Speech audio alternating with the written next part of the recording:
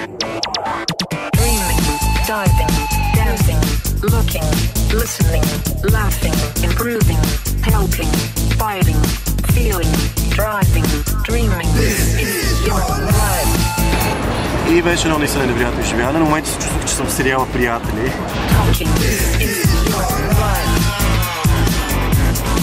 Ами стига, че съм като Ринджева. Брат, не знам, цикъл, не мога. Папча всичко за дрежки. Сега съм в Америка, разбира се. Това Америка, това не е Америка, няма Макдоналдс тук даже.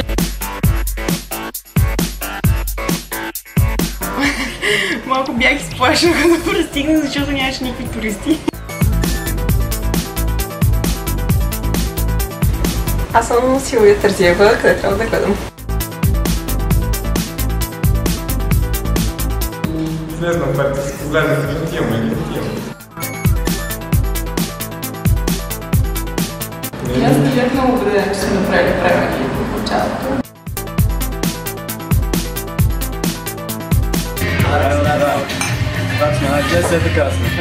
Diving, dancing, clubbing, banking, yearning, winning, willing, wanting, rocking. Освен това не съм летяла със самолет и мисля, че това ще е някакво малко изживяване.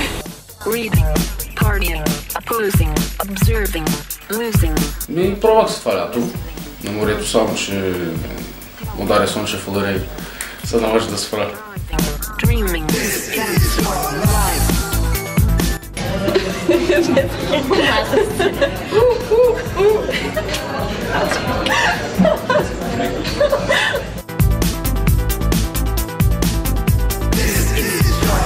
Винаги съм искал да видя Вегас и да видя казината.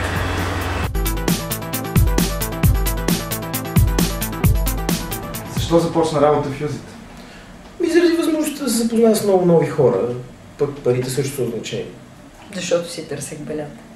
Как си намери работа? И записах се на среща с представители на Юзит, така не взех. Откраднаха ме от предишната ми работа. Колко часа работиш? Няколко пъти по 12 часа, ама работата нали е удоволствие. Като денонощна аптека съм. Къде живееш? На булевар Василевски 35, даже ми купиха и диванче много удобно. Живея в офиса и спя вкъщи. Как се забавляваш? Как, излизам с приятели, с клиенти, пием, лудници. Тормози колегите си с безкрайни инструкции най-често. Пътуваш ли някъде?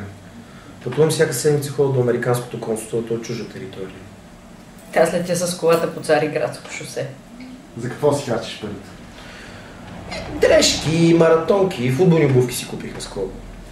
Само за сериозни неща. Дрехи, обувки, чанти, козметика.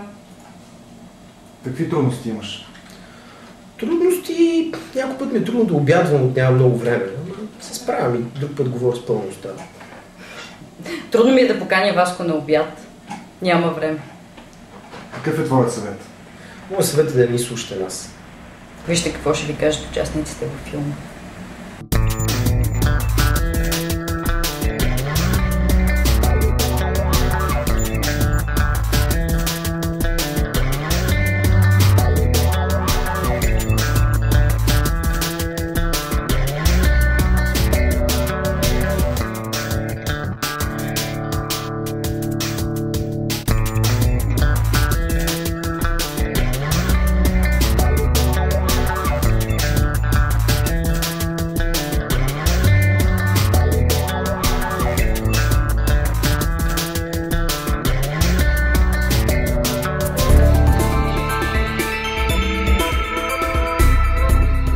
Ами рисувам слънце, защото е малко много мрачно, пък аз много обичам слънцето.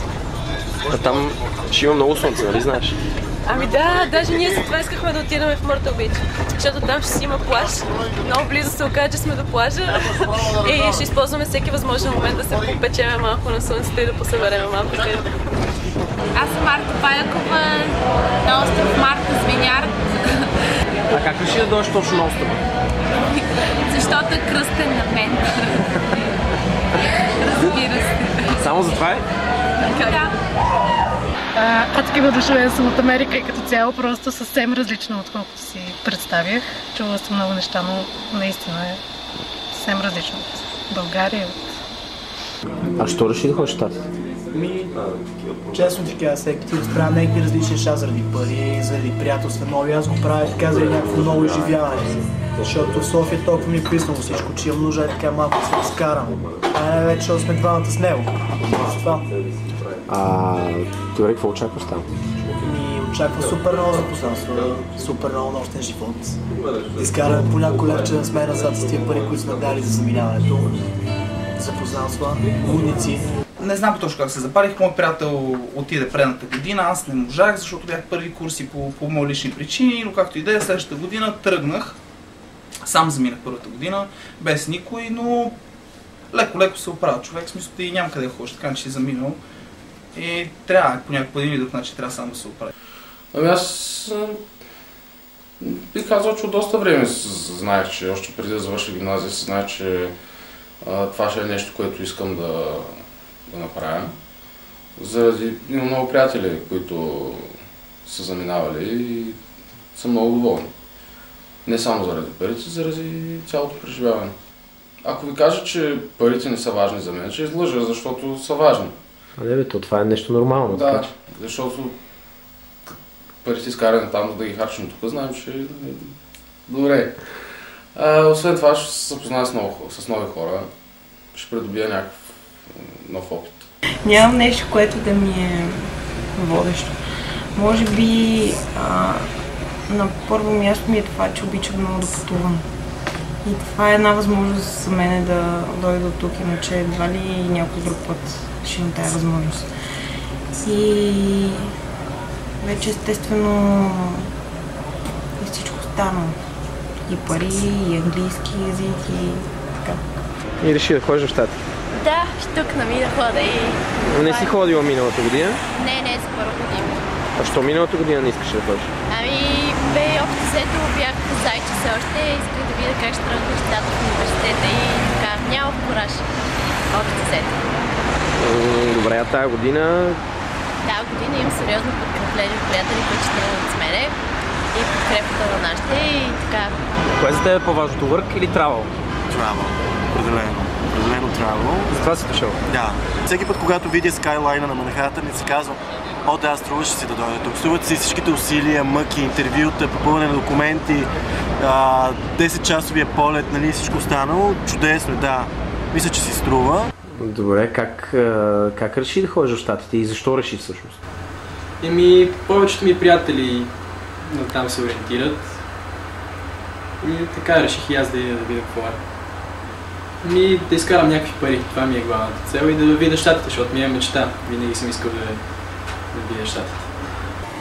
Аз съм тук, за да изкарам малко пари и за да видя един остров, защото май това ще е всичко, което мога да видя от Америка. И да срещам много нови хора и да се опитам да се забавлявам. Аз ги виждам някакви готини колеги от ресторанта, с които да си дружа, защото няма да виждам. Сигурно.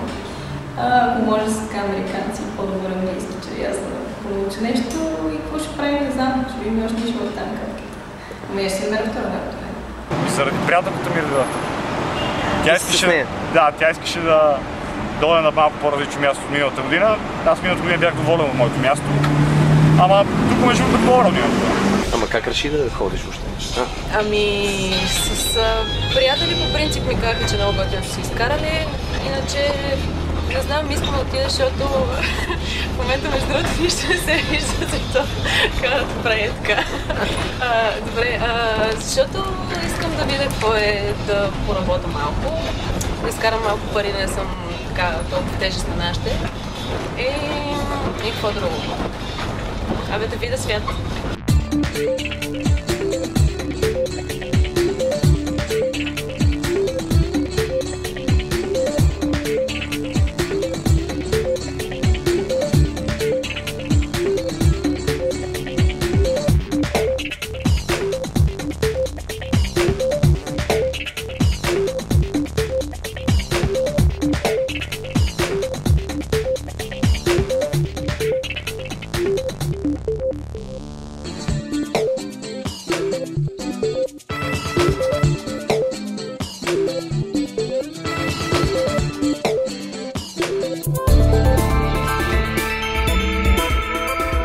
Имате ли вече работа? Да, имаме работа. Подписахме се Сан Диего, Калифорния. Къде? Много готино хотелче, Коронадо Бей. Изглежда доста добре, дали истина, ще видим като отидем. Как избрахте да сте точно там?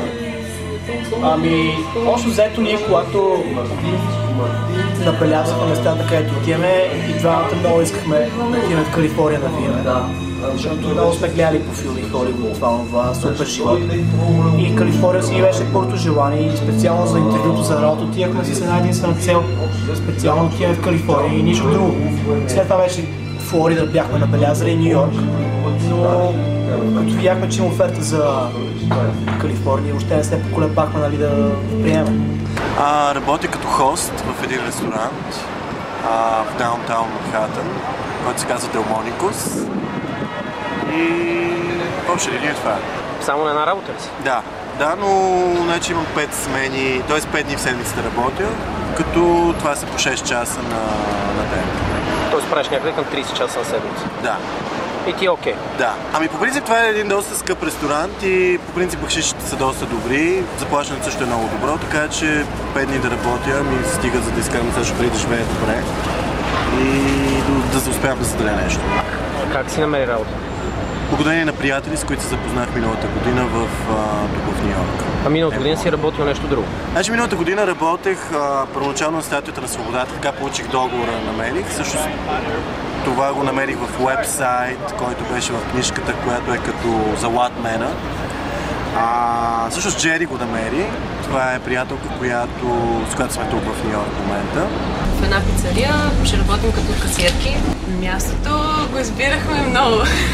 Значи, ние даже правихме някакви таблици, някакви неща, много сложни такива.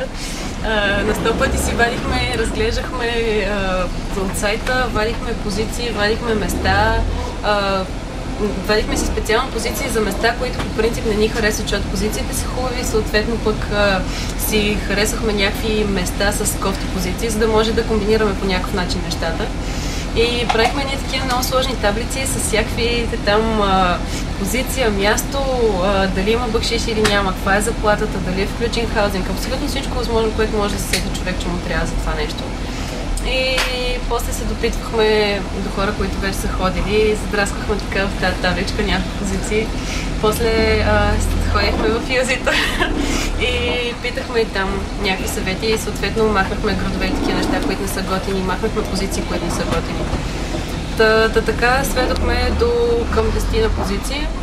После като съвсем наближиха нещата, ги сведохме до Ню Джерси и до Мъртъл Бич, където най-така решихме, че ще ни се ходи. И останаха това и трябваше вече в последния момент да преценим къде най-много да се ходи. И съответно решихме, че това е Мъртъл Бич.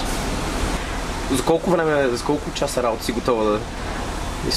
Значи зависи колко сме прилитали за пари. В смисъл, че 8 часа не биха били проблема, оттам нататък вече мисля, че учеността ми ще ме бута и ще ми дава сили да работя и повече. Добре, по колко часа работиш на седмица? 80. И издържаш? Издържам, да. Работя в Атлантик Сити 2 работи в Балис, Валей паркинг и в Бургата миксирам салати. И какво да ви кажа, работа тук е окей, много работа, обаче поне парите са добри. Поради свободен ден на седмица, ама всичко е наред, в смисъл много готини хора сме тук. Мисля, честно казано, като бях в България, много исках да карам кадилаци, поршета, не знам си какви прости хамари. В момента да ти кажа честно, не искам да гледам повече коли. Просто на ден, като се паркираш 60-70 коли, се качил на всичко и само се качваш, в един момент забравяш това, когато си се качил. Как си намери работа първата? Основно? Първата, благодарение на вас. Подписахме Fused Cars на Джо Фера, подписах с Бургата. В Балис всички казват, няма работа никъде, целият Атлантик Сити пълен и така. Точно 2 дена ми отне да си намеря работа в Балис. Имаш ли работа вече? Намерил ли си работа или още не си? Все още не, но имам нещо предвид. Ще си намираш работа... Как ще си намираш работа всъщност? В интернет тук видях, че има там нещо като общ работник. И май това ще е. Добре, колко? Така поне каза, че за парите отиваш. Колко най-много мислиш, че можеш да работиш? Колко най-много като час? Да, примерно. Мисля 10-12, колкото може най-много, за повече пари. Първата година си го намерих не чрез job fair или не чрез фирмата, в смисъл, която съм заминал, ами по стечение на обстоятелствата на момчета, които са били минали години, които казаха, че се правят добри пари и в смисъл с малко повече, как да кажа, инициатива от моя страна и малко повече натиска на нещата, стана. В смисъл стана добре, взех договор с работодателя, направих необходимите неща, които той искаше и получих работата, за което в смисъл се кефа много, защото малко или много, в смисъл сам съм го направил това, защото в България подготвя съм нещата, а не съвсем на босо да замина, защото малко или много, щом приемаш едно такова пътуване, то си е някакъв вид приключение и трябва да се запознаеш с нещата по един или друг начин, да отидеш на босо и после един не ми е точен, друг не ми е точен, че аз работя това, че няма пари или че ми е тежко, или че човек сам трябва да се занимава в началото. Стана малко случайно. Първо отидохме, ние с един моя приятел бяхме решили, че ще ходим в Ню Джерси. И отидохме, малко закъсняхме за интервюто, смисъл другите не спревариха и трябваше много да чакаме, затова видяхме едно свободно място пак в горе-долу същия район. Решихме първо там да идем на интервю. А колко часа мислиш, че ще работиш там? Надявам се колко се може повече. Около 70. Работя в един магазин за дрехи и в един ликър стор продавам алкохол. И доволна ли си? Много съм доволна. С изключение това, че се занимавам с тъпи американци по цял ден. Но ако изключим това, работата е наистина забавна. Колегите ми са много готини хора. Американците, с които работя, са наистина готини. Да. Недавно сме подписали договор в Вирджиния, Уилямсбърг. 40 минути от East Coast, в ресторант ИКОП е съкръщението, нещо подобно на Бар & Грил Family ресторант. Аз получих доста неща и за града разгледах. Града е 20 000 души, но е туристически град, значи там е адски поток на туристи. Тази година тази верига, когато ние ще работим, прави 100 годишнина, ще има някакви промоции, включително и за работниците, вътре въобще добре сме се отделили. Как мислите да си търсите втора работа там? Как обикаваме, Help Wanted, гледаме за табелки, гледаме, ще скупим един вестник местен там за обяви. То не е толкова сложно, както тук се намира на работата, така и там. Аз тук се работя на места. Не е сложно въобще. Намерих си благодарение на Use It Colors. Организираха среща с работодатели и там отидахме, поговорихме си, харесаха ни, ние ги харесахме, подписахме договор и ето ни вече тук. Работя в супермаркет, в основния тук на града супермаркет. Верига от супермаркети и Grand Union Family. Grand Union. Да, и нощна смяна съм. Малко изморително се свиква. Отидох на среща с представители на работодателите и всъщност Момишо, което беше представител за Rhode Island, тя ми предложи работа тук. И аз се съгласих. Нищо не знаех за острова, абсолютно нищо. И... но всъщност ми харесва. В гросерите съм по 40 часа и на другата ми работа съм 30 часа и половина. Всъщност се получават 70 часа и половина. А къде е втората работа? Какво работиш? В един магазин за шапки. Шефките ми там са супер готини. Продаваш шапки? Шапки, да. Аз търся предложения, които най-вече смисъл длъжността, която ще взема, да е свързана с комуникация с американците общо взето. В смисъл да не е чистен нещо такова, исках да си практикувам езика и да трупам опит. И честно казвам, не знам, смисъл, че не съм работила и честно казвам, не знам колко е нормално една седмица да продължи да работи. Не знам, много зависи. Значи, според мен аз съм човек на настроението и може да има ден, в който мога да седя да работя цял ден, не така да ми е готино и така нататък. Има друг ден, в който за 2 часа ми писва и ще ми е много мъчително. Не знам. Но 100% смисъл, ако ми стане много трудно и станат много работните часове, по-скоро се откажа. Смисъл, ще ги намаля, не че се откажа. Ами имах договор от Council Hire чрез Use It и след това тук като дойдох вече ходиш и питаш навсякъде и си намерих още 2 работи. И работиш на 3 места? Да. По колко часа на седмица? Ами, значи съм ги сметнала на ден горе-долу 15 часа ги правя. Работя в един ин като хаускипър. Това ти е работата първата. Имаш ли някаква друга работа? Това е моята любима работа. Работя като хостес в един seafood ресторант. И е най-прекрасното място, на което може да попадна. Работя с страхотни хора, имам прекрасни шефове. И работата е страшно забавна. Не е кой знае какво, настанявам гости на ресторанта, но е като си заобиколен с позитивни хора, много готини, карта да се чувстваш страхотно, въпреки че толкова далече от вкъщи. Първата ми работа е около 20, а във втората 25-30, зависи. Значи общо около 50 часа събират на седмица. Но сега като си тръгнат страшно много хора, ще работя повече сигурно в ресторанта. Ще ходя в Мъртъл Бич с приятели, ще ставам касиерка това лято. Знаеш ли какво правят касиерки? Знам, да, взимат парите на хората. Въобще не се потискам, защото в България съм студент, уча в смисъл хубави неща, добра диплома ще взема скоро. Имам план да почвам второ висше сега. Имам си фирма в България. Тия пари, които ще ги изкарам тук, ще ми помогнат да си разрасна фирмата в България. Силно казвам, разраствам, ще ми подпомогнат за някакви неща. И аз съм тук с цел да взема парите и да си тръгна. Ако гледаме така на нещата, ти си тук за пари общо взето. И това какво работиш на тебе е важно накрая, какво ще се случи, защото ти си тук все пак 4-5 месеца си тук, изкарваш някаква пара. Вариантът е, смисъл, искаш да се преведеш пълно джобче и това е смисъл. Ти не си като хората тук, които работят по 20 години едно и също нещо. Не, мен ме устройва, стига да изкарам пари, да мога да се забавлявам, все пак виждам нещо ново, пътувам, Калифорния, вау. Това е нещо като мечта, като видях къде ще работя, там зелено-синята вода и навътре в хотела. Не ме притеснява, работя съм много неквалифициран труд, така че това не ме притеснява.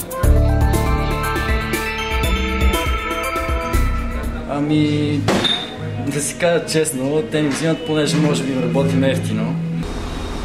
Аз имам две теории. Едната е, защото по принцип българите са си работливи, мисля. И другата е, че българите много се искат да поискарат пари. Съответно взимат и някакви повече допълнителни часове, това и работят максимално възможното, което не знам какво другите не го правят. И предполагам, това са причините, не знам. Винаги съм си го задал този въпрос. Не знам. И като гледам тук повечето хора как ги наемат, сега имах удоволствието на последната среща да асистирам на един от тях. Като видях, той ги вземаше буквално наред, без да прави особено голяма разлика. Не знам, може би, що сме работливи. Създаваме впечатление, пък и повечето мои приятели, когато заминат на следващата година, отиват на същите места и казват, че са ги харесали. Поне повечето от тях. Не знам, ние сме си работлив народ, може би заради това. Защото сме трудолюбива нация и отиваме заради парите, заради това. Тях явно ги мързи да работят. I think the Bulgarian students work out really well here. They're very friendly, very hard-working. We have six Bulgarian people that are working here currently. Let's see, we have, I think there are 2 girls and 4 guys, and they're excellent. They're doing very well. See, English is not a problem for them. It seems like everyone that's come from Bulgaria is very proficient with a computer. So they catch on very quickly compared to even some people here in the United States. Менеджерите също се отнасят много добре с нас. Мисля, да ни третират като по-нишестоящи от тях или нещо този сорт. Просто страшно добре се държат.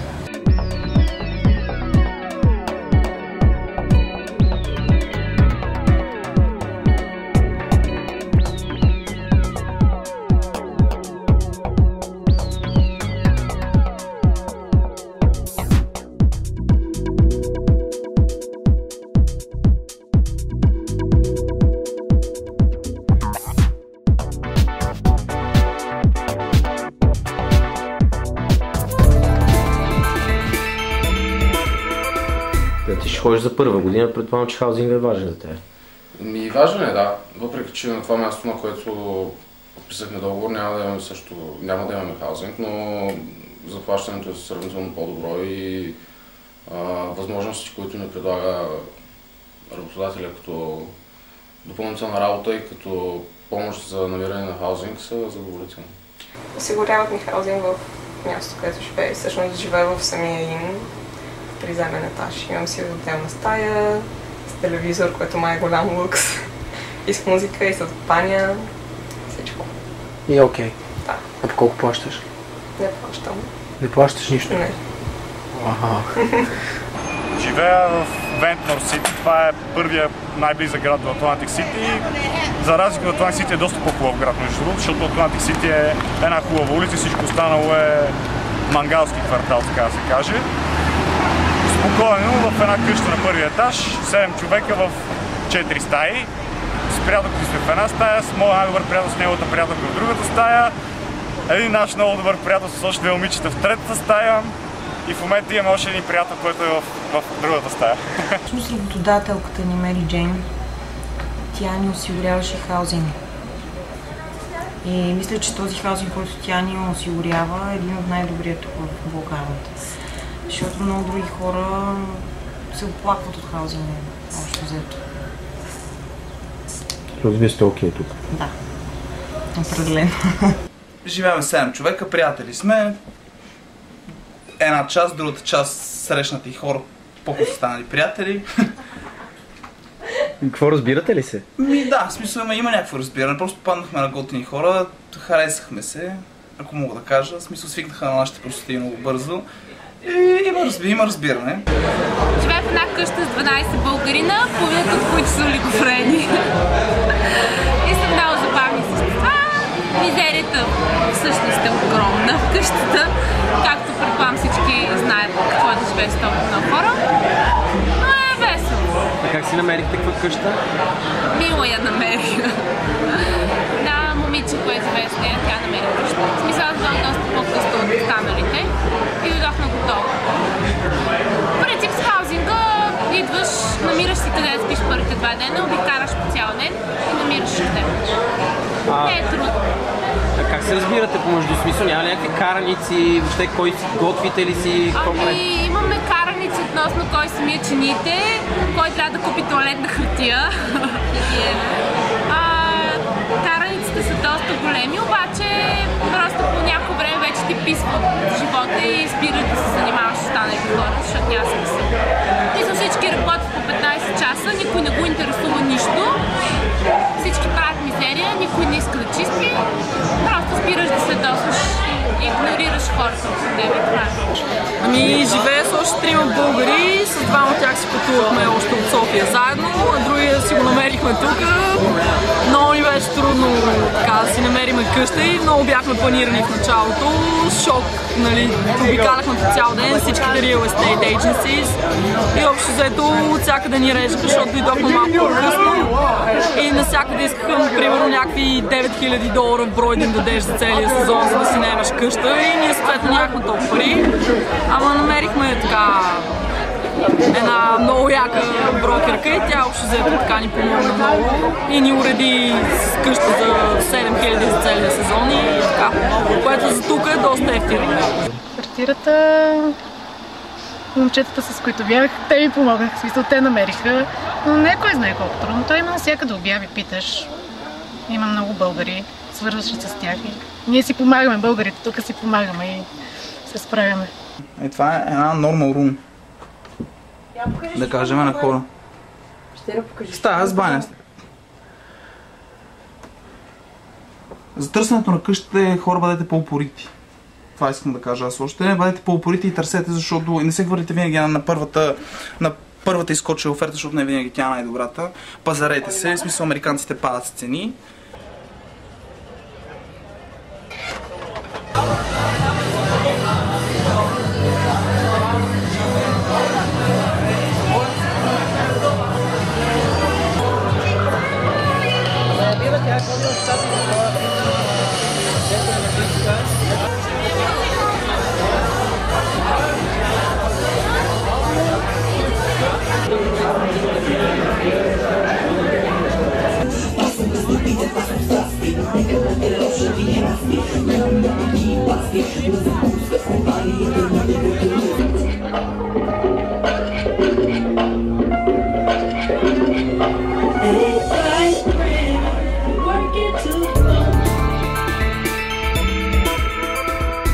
щом с приятели и точно с тия приятели, винаги ще има забавление. Каквото и да правим. Даже и в работата надявам да се забавлявам. И ще видим как ще, не знам. Друго за партията, какво да кажа? Аз разбрах, че тази година. Напиваме се като мамуни, това е, повръщаме. Нещата знам ли, очаквам да видя нещо ново, което примерно в България го няма като начин на изживяване по заведенията. Общо след това за жените ми е ясно, че не мога да видим нещо, кой знае какво. Не се знае. Не се знае, да. Мисля парк в някакъв Лас Вегас парк. Не знам. Ми забавляваме се много рядко. Ами излизаме по клубчета, има. Събират се доста българи от време на време. Преди 2 години имаше доста хаус партита, тази година е много зле, поради причината, че непрекъснато да арестуват българи. Което на мен ми случи преди 2 години. Просто законите са много строги и трябва много да се внимава с това. Ходим нагоре-надолу, сега се правим така събирания в някакви къщи, общото, почти всяка вечер навънка някъде. Малко спиме, ама е готино така по-добре. Забавления, за съжаление, като сме нощна смяна, лично няма кой знае колко много. Един път седмицата има почивка и тогава доста се разбиваме, но нищо де. Това важното е да ни е весело. Иначе има забавления, разбира се. Всяка вечер се събират другите българи. Не само българи, като цяло се събират. Забавляват се, но иначе по дискотеки не е като в България. Тук не си струва. Не знаят как да се забавляват американците. Ами надявам се да имам възможност да се забавлявам, да. Мисля, че ще взема да ги съчетая. Ма как си го представяш забавлението? Как се забавляваш тук и как се забавляваш там? Значи тук се забавлявам най-вече с приятели. Напоследък в игрални зали, билярд, боулинг, джаги и така нататък. И най-вече дискотеки, барове и живеене. Не знам с моите 20 години дали ще напуснат там някъде като цяло. Ще разчитам най-вече на готини хора, с които се знае и да си правим весело. Че то весело винаги може да стане. Било то на открито, на плажа, на пейка или квартирата, предполагам. Аз ще взето, аз не мога да свикна още с американската музика и с техните забавления, обаче имаме едно-две партита, които са хубави. Иначе може да се излиза, има места, на които да се ходи всеки ден, но лично за мен аз избягвам да излизам всеки ден, определено не ми харесва музиката им. Не знам, предполагам, че няма да остава кой знае колко време за клони и така нататък там, но нормалните неща, не знам. Събиране. Нощен живот има ли някакъв? Може и да има за хората, които имат 21. Така ли? Това ли е големият проблем? Да, то всъщност не е точно проблем, защото има много хора, които нямат 21 и съответно се събираме в стаите или в ресторанта горе. Хората, където живеят, се събираме с тях. Така че се намира нощен живот. Надявам се, че ще имаме време да поизлезем малко. Нямаме 21, което може да ни бъде малко проблем, но ще се опитаме някакси така да се вмъкнем в някоя друга заведенице. Задължително ще остава време за купони.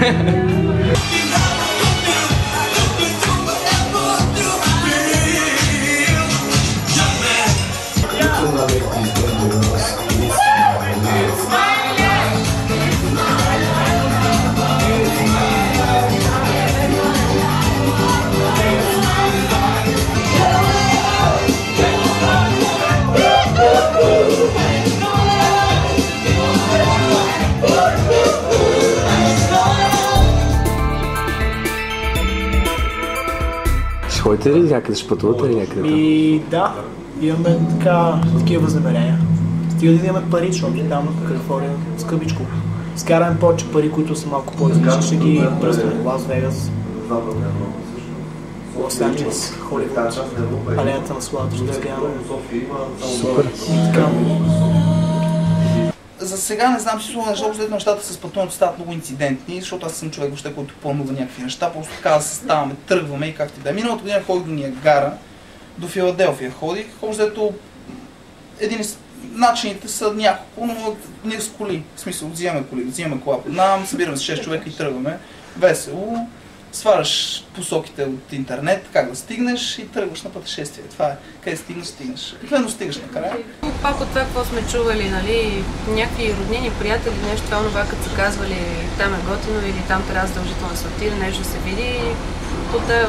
На този принцип сме си харесали, примерно, Ню Йорк. Мисля, че трябва да се види това място. Поне всички така казват. И ще видим вече нататък къде друга ще отидем. Някакви, може би, по-красиви места да видим нещо в природата, това. Някой водопад. Още не съм измислила точно конкретно къде искам да отида, но може би първо ще отида до Чикаго, може би до Ню Йорк скоро, след това на юг до Майами и след това не знам. Това не е малко. Малко е.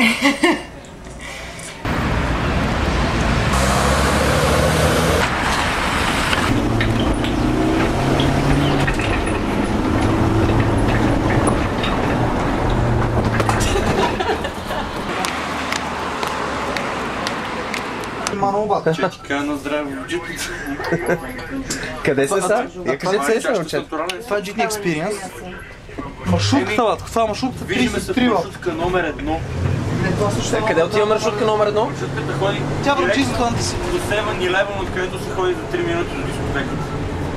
Куп дежаву. Солях.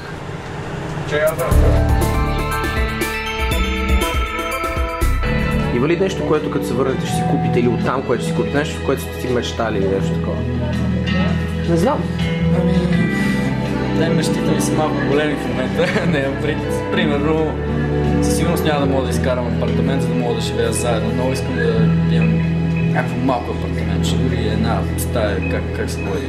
Гарсонера, хол и кухня и да си живея сам в нея. Но едва ще изкарам толкова, така че като се по принцип научим да говоря предварително. Това е хубаво. Но би си купил, ако изкарам някаква кола, примерно. И да си платя таксата в университета. Супер. Иначе аз първоначално мисля си взема кола. Обаче понеже нещо много съм дигнал летката за колите и май няма мога да взема кола така, каквато искам. Затова може би си направя много завеждане за моят апартамент. Нещо скромничко. В смисъл на основните неща. Някакви... Легло. Да, легло. Едно с апарент ми трябва и телевизор, нищо друго.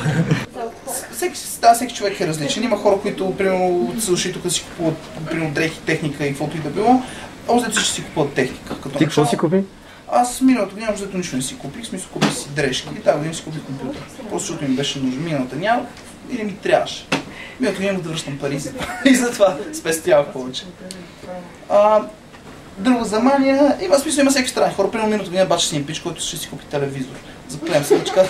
Смисъл, да, бачка цяло лято за някакъв телевизор, не го знам, че купи телевизор за 5000 лева, не е нормален според мене, но той е щастлив. Това не е важното.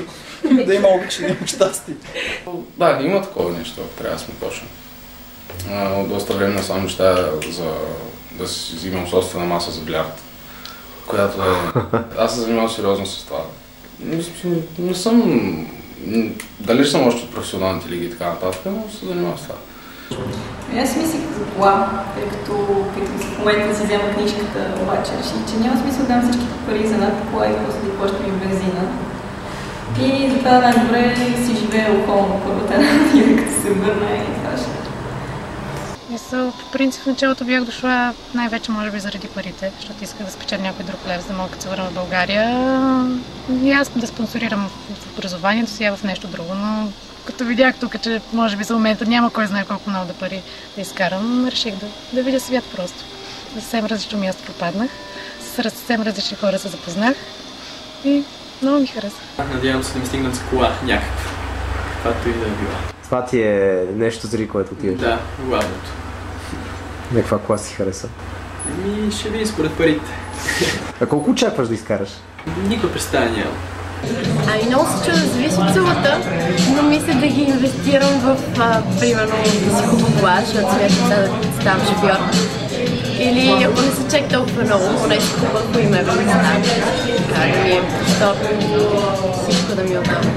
The dogs очакванията да събера повече пари от първата година, обаче просто тази година ще е още по-зле.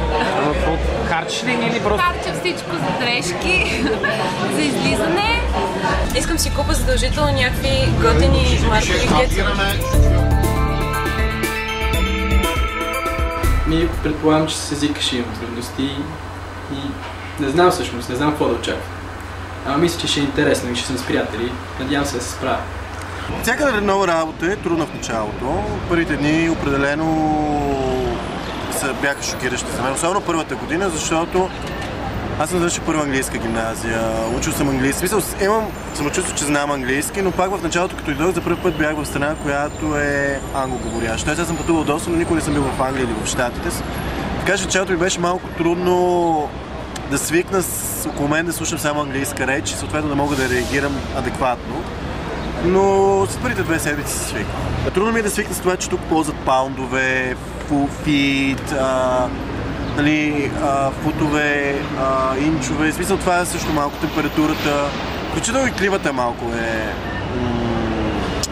малко е сложен за мен, защото е доста влажно, горещо, а това малко не ми понася, така че с това имах малко проблем. От какво се притеснявам? Притеснявам се...